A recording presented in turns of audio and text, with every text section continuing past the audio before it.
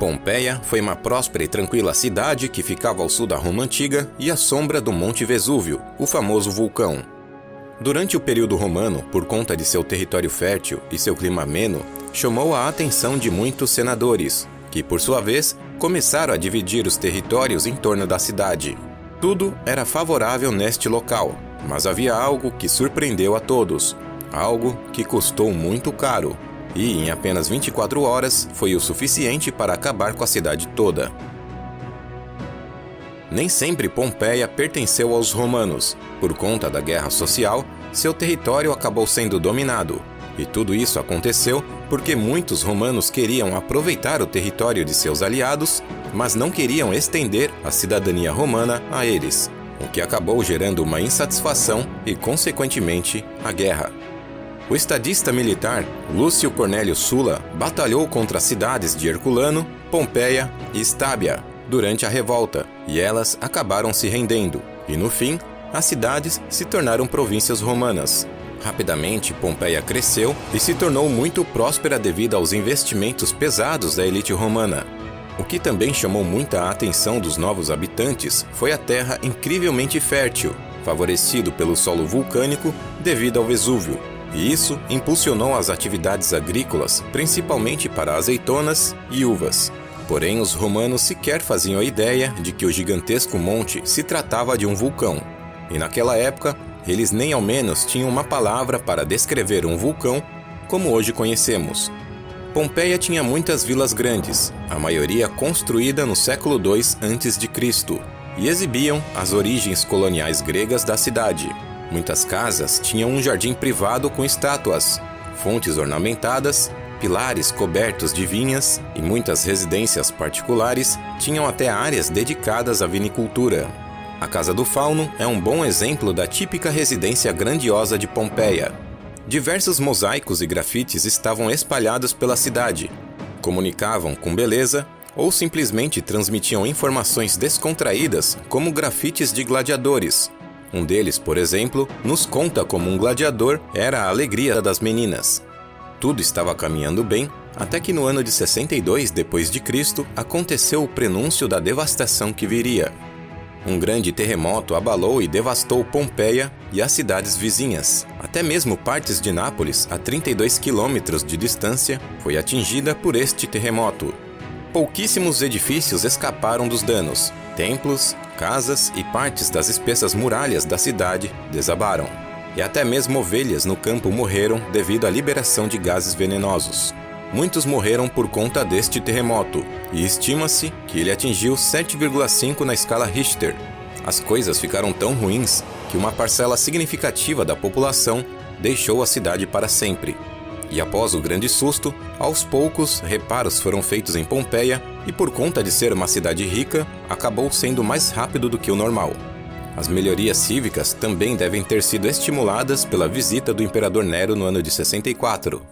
Mas as atividades sísmicas continuaram na década seguinte, embora parece não ter perturbado a população, porque estes abalos eram bem menores do que o anterior.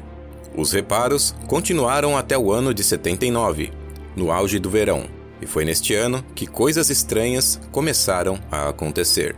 Peixes começaram a aparecer mortos, fontes e poços secaram inexplicavelmente, e as vinhas, nas encostas do Monte Vesúvio, misteriosamente murcharam e morreram. Embora algumas pessoas tenham deixado a cidade, a maioria da população ainda não parecia muito preocupada com os eventos que estavam se desenrolando. Mas mal sabia que estavam prestes a enfrentar um apocalipse. Na manhã de 24 de agosto de 79, um tremendo estrondo chama a atenção dos moradores de Pompeia para o Monte Vesúvio.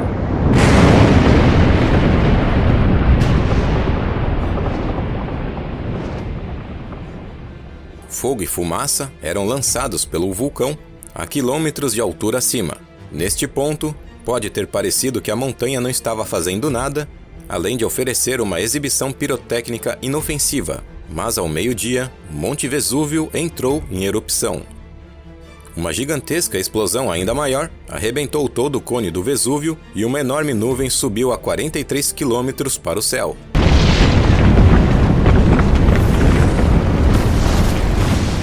A segunda explosão lançou uma nuvem de cinzas, rochas e gases vulcânicos escaldantes tão alto no céu que as pessoas podiam vê-las a centenas de quilômetros de distância.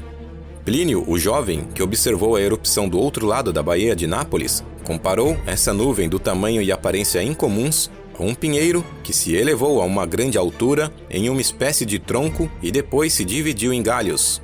Hoje em dia, os geólogos se referem a esse tipo de explosão como uma explosão pliniana. O que os moradores testemunharam foi aterrorizante. Plínio mencionou: "Eu acreditava que estava morrendo com o mundo e o mundo comigo."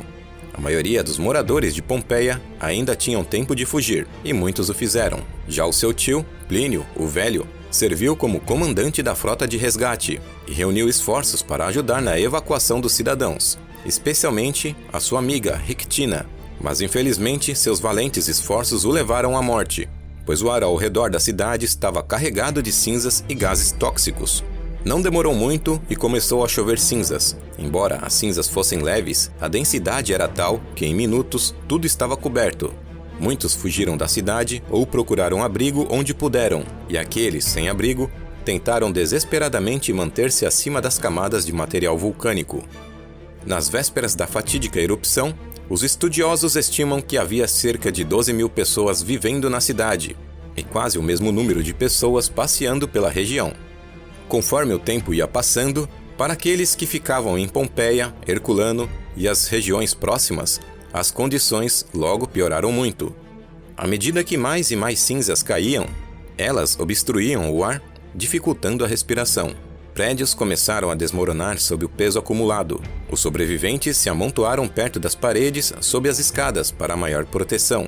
Alguns abraçaram seus entes queridos e outros ficaram segurando seus bens mais preciosos.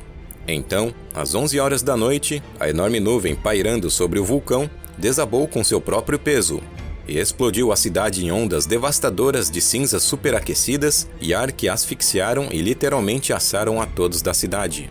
A outrora vibrante cidade foi enterrada a metros de profundidade, para ser perdida e varrida da face da terra. Tudo estava em chamas e destruído. Depois que o fogo apagou e o perigo se foi, algumas pessoas voltaram para a cidade em busca de parentes ou pertences perdidos, mas não havia praticamente nada para encontrar. Pompeia, junto com Herculano e várias vilas na área, foram abandonadas por séculos. Hoje podemos ter uma noção do que foi a devastadora erupção do Vesúvio quando vemos a erupção que houve na Guatemala. O vulcão de fogo é um dos vulcões mais ativos do mundo e está localizado a 44 quilômetros da capital. No domingo, 3 de junho de 2018, por volta do meio-dia, ele iniciou uma erupção que quase não deu tempo para evacuação. O impacto explosivo do vulcão lançou pedras do tamanho de bolas de beisebol, e o calor fez com que os pneus de carro derretessem. Houve pânico e mortes, assim como em Pompeia. A cidade romana foi apenas redescoberta em 1755, quando começaram os trabalhos de construção do Canal Sarno. As histórias sobre uma cidade ter sido destruída por um vulcão provaram ser reais, quando sob alguns metros de detritos vulcânicos havia uma cidade inteira. As escavações de Pompeia, que duram quase 3 séculos, continuam até hoje, e todo o local foi declarado Patrimônio Mundial da Unesco. Uma fonte de dados particularmente rica tem sido os restos de esqueletos e a possibilidade de tirar moldes de gesso das impressões deixadas pelos mortos no material vulcânico. Elas oferecem evidências, por exemplo, de que dentes ruins eram um problema comum. O esmalte do dente foi desgastado por conta das lascas de pedra no pão. A cárie dentária era um problema comum, assim como tuberculose, brucelose e malária também eram doenças típicas da região. Também foi possível reconstruir o cotidiano da cidade através da riqueza de registros escritos e preservados no local. Algumas centenas de placas de cera foram achadas tratando principalmente de transações financeiras. A cera desses tabletes derreteu há muito tempo, mas muitas vezes as impressões do estilete permaneceram no suporte de madeira. A evidência arqueológica única de Pompeia nos permite a mais rara das oportunidades, a possibilidade de reconstruir os pensamentos reais, esperanças, desesperos, inteligência e até mesmo a mesmice dessas pessoas que viveram há muito tempo.